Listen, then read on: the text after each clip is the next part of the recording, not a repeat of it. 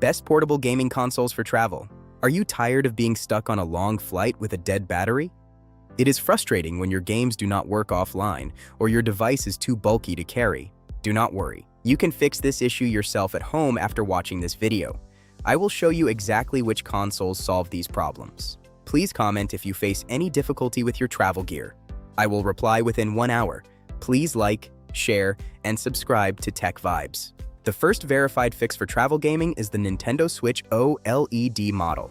It offers a 7-hour battery life. The screen is vibrant and it works perfectly without an internet connection. Solution number 2 is the Steam Deck OLED from Valve. This is a practically workable fix for PC gamers. It plays your entire Steam library and has a great battery. Next, we have the ASU SROG Ally X. This is for high performance. It features a massive 80 watt-hour battery. Go to settings, then go to system, then go to power to manage it. Solution number 4 is the Lenovo Legion Go. It has an 8-inch display for better visibility. This is a proven solution from user feedback. The controllers detach for more comfortable gaming while traveling. For an Intel-based solution, look at the MSI Claw.